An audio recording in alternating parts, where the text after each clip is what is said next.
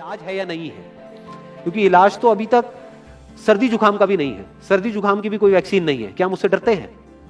नहीं डरते हैं। क्यों? क्योंकि ज्यादा लोग नहीं मरते हैं।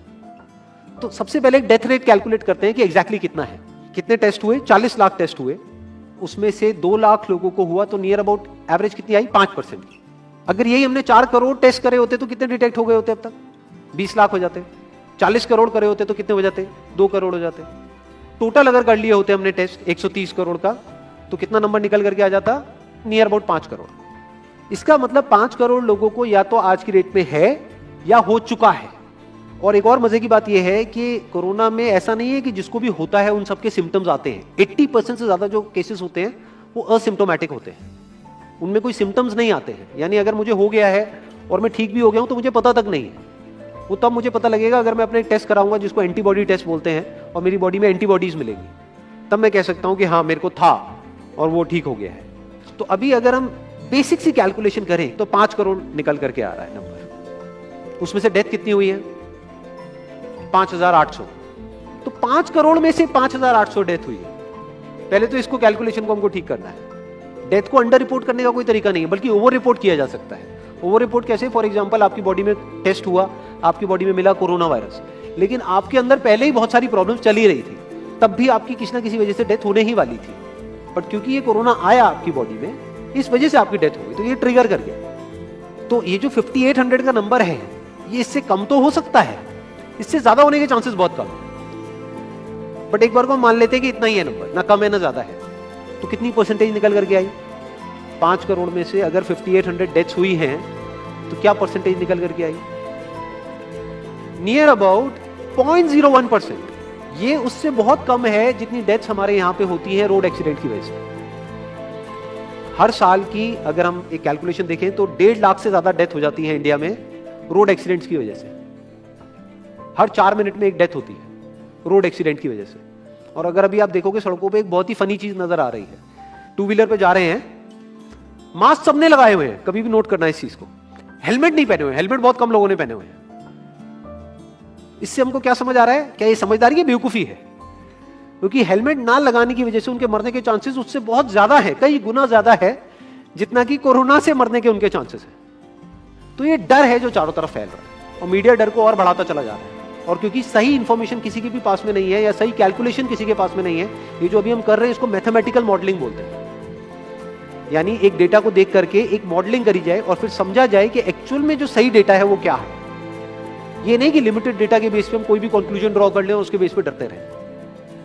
तो अगर इसका डेथ रेट 0.01% है तो हम सब इतना डर क्यों रहे हैं? क्या कुछ और है जिससे हमको डरना चाहिए, जिससे हम नहीं डर रहे हैं, जिसके बारे में कोई बात नहीं कर रहा है, जो इससे लाख गुना ज्यादा भयानक है? मतलब कोरोना से लाख गुना ज्यादा खतरनाक कुछ है जिससे हम नहीं डर रहे हैं और इससे हम डर रहे हैं। वो क्या है जिससे हमको डरना चाहिए? अनएम्प्लॉयमेंट। अभी पीछे कुछ आर्टिकल्स आए थे न्यूज़पेपर में, जहां पे एक फिगर आई थी निकल करके, I am not too sure ये फिगर कितनी सही है कितनी नहीं है, जहां पे आया था कि 13 करोड़ लोग अनएम्प्लॉयड हो गए। इस फिगर से हमको डरना चाहिए। 13 करोड़ लोग अनएम्प्लॉयड होने का मतलब हम समझते हैं कि इसका मतलब क्या है? इसका मतलब ये, अगर इकोनॉमी पॉइंट ऑफ व्यू से देखोगे, कि ये जो 13 करोड़ लोग हैं, ये अपने जो खर्चे हैं वो बहुत ही लिमिट में करते हैं। जिस बंदे की नौकरी चली गई है, क्या वो जाकर के मार्केट में नए कपड़े खरीदेगा? क्या अपने बच्चों के लिए खिलौने खरीदेगा? ट्रैवल एंड टूरिज्म तो भूल ही जाओ। ऐसी और हजारों इंडस्ट्रीज हैं जिनकी धज्जियां उड़ जाएंगी क्योंकि डिमांड कम हो जाएगी ओवरऑल इकोनॉमी के लेवल। जब डिमांड कम होगी तो क्या करना पड़ेगा इन ब्रांड्स को, इन कंपनीज को क्या करना पड़ेगा, इन मैन्युफैक्चरर्स को क्या करना पड़ेगा? अपनी सप्लाई को कम करना पड़ेगा। जितनी उन्होंने सप्लाई कम करी, अनएम्प्लॉयमेंट और बढ़ गया। आज जो नंबर 13 करोड़ है वो बढ़ करके कितना हो गया? 20 करोड़। यानी ये पूरा का पूरा लूप बन जाएगा। इस लूप को बोलते हैं रिसेशन, जो ग्लोबली ऑलरेडी रिसेशन आ चुका है। और अगर यही रिसेशन और डीप होता चला जाए तो उसको बोलते हैं डिप्रेशन, जहां से एक इकोनॉमी को बाहर आने में 5 से 10 साल लगते हैं।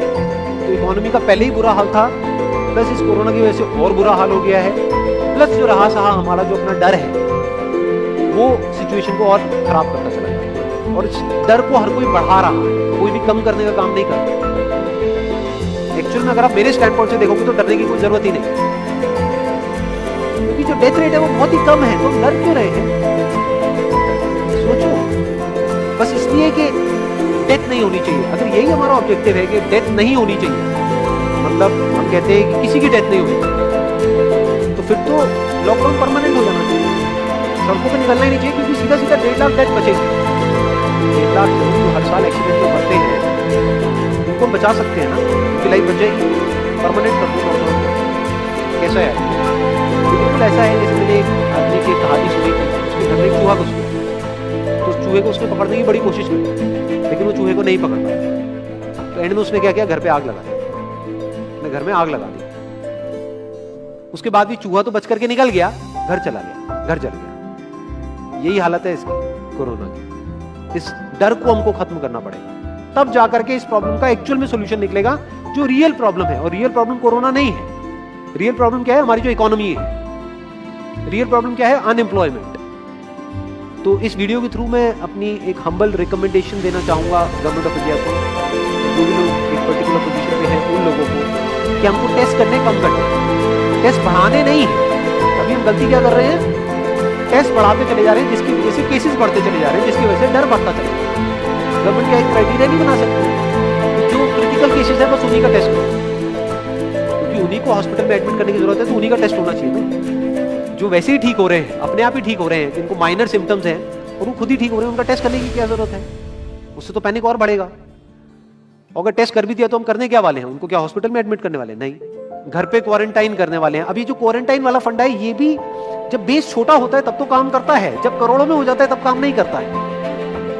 मैं अगर एग्जांपल से समझाने की कोशिश करूं, जो मेरी थॉट प्रोसेस है उसको इमेजिन करो। ये एक ऐसी सिचुएशन है कि हम एक घर में है और चारों तरफ से बाढ़ आई हुई है, और ये जो घर है हमारा वो ऐसा है, इसको इमेजिन करो जहां पे हजारों दरवाजे हैं। तो हम क्या करें, इसमें से एक दरवाजे को पकड़ लें और उसी को पक्का करते चले जाए। ये है क्वारंटीन, और बाकी के हजारों खुले पड़े। एक को हम पक्का करते चले जा रहे हैं, क्योंकि यहां से पानी अंदर नहीं आना चाहिए। इंडिया की पॉपुलेशन क्या है? 130 करोड़। टेस्ट कितने हुए हैं अभी तक? 40 लाख। डेली के कितने हो रहे हैं? 1 लाख। महीने के कितने हुए? 30 लाख। साल के कितने हुए? 3 करोड़ 60 लाख। तो यानी कि अगर हमको सबका टेस्ट करना है तो कितने साल लगेंगे? 36 साल। तो जब हमको दिख रहा है साफ साफ कि हम सबका टेस्ट कर ही नहीं सकते, तो हम टेस्ट क्यों बढ़ाते चले जा रहे हैं? या तो सबका टेस्ट करो और सब में से सबको देख करके सबको क्वारंटाइन कर दो। ये बिल्कुल ऐसा हुआ कि वो जो घर है जिसकी मैंने अभी बात करी, या तो उसको हर तरफ से सिक्योर करो कि अगर उसके 1000 दरवाजे हैं तो एक को बंद मत करो, सारे बंद कर दो। तब आप कह सकते हो कि यहाँ पानी अंदर नहीं आएगा, कि हमने 130 करोड़ लोगों का टेस्ट कर लिया है, उसमें से केसेस निकल गए हैं 6 करोड़, और 6 करोड़ को हमने क्वारंटाइन कर दिया है। अब ये आगे नहीं फैलेगा, अब 6 करोड़ से 10 करोड़ में नहीं जाएगा।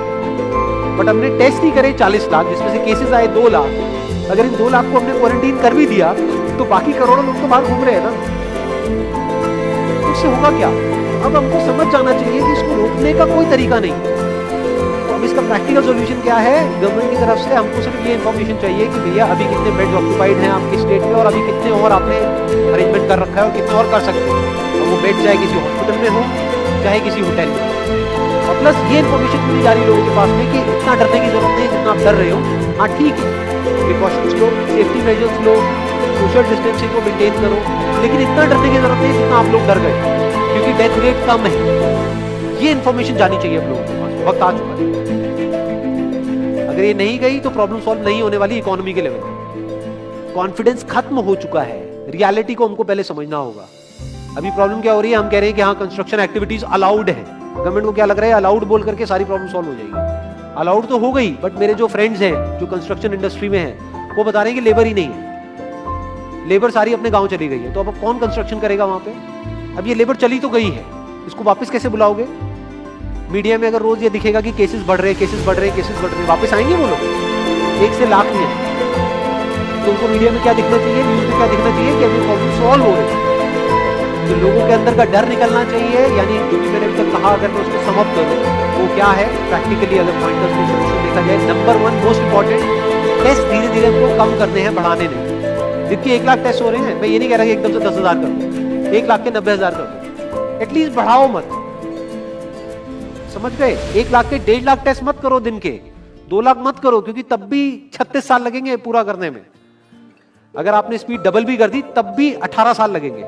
18 साल तक तो पता नहीं ये बीमारी कहाँ होगी, किसी को याद तक नहीं होगा। तो करना क्या है गवर्नमेंट को, अगर थोड़ा सा सेंसिबली चले कि टेस्ट को धीरे धीरे कम करते चले, यानी 1 लाख से 90,000 कर दो, फिर कुछ दिन बाद 80,000 कर दो, फिर 70,000 कर दो। इसकी वजह से क्या होगा, मीडिया में केसेस कम होते हुए दिखेंगे, अखबारों में केसेस कम होते हुए दिखेंगे, हर जगह पे जहां पे अभी आ रहा है कि अभी तक की सबसे बड़ी फिगर, आज तक के सबसे ज्यादा केसेस, वो सब धीरे धीरे कम हो जाए।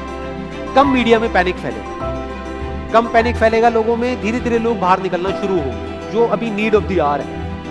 धीरे धीरे लोग बाहर निकलेंगे, धीरे धीरे डिमांड बढ़ेगी, धीरे धीरे लोगों में कॉन्फिडेंस आएगा, धीरे धीरे लोग जो गांव चले गए हैं वो वापस आएंगे। एक्चुअल में काम शुरू होगा, ऑन पेपर नहीं कि काम शुरू हो गया है, एक्चुअल में लोगों का काम शुरू होगा, लोगों का काम शुरू होगा, इकोनॉमी शुरू होगी। बिल्कुल ऐसा है जैसे 2 महीने के लिए आप किसी गाड़ी को बंद करके कहीं पे रख दोगे रात में, तो क्या होगा, बैटरी डाउन हो जाएगी, उसको क्या करना पड़ेगा, उसको धक्का मारना पड़ेगा। तो अभी उस धक्के की जरूरत है, जंप स्टार्ट की जरूरत है। अब जो टाइम है वो डरने का नहीं है, इस डर को खत्म करने का है।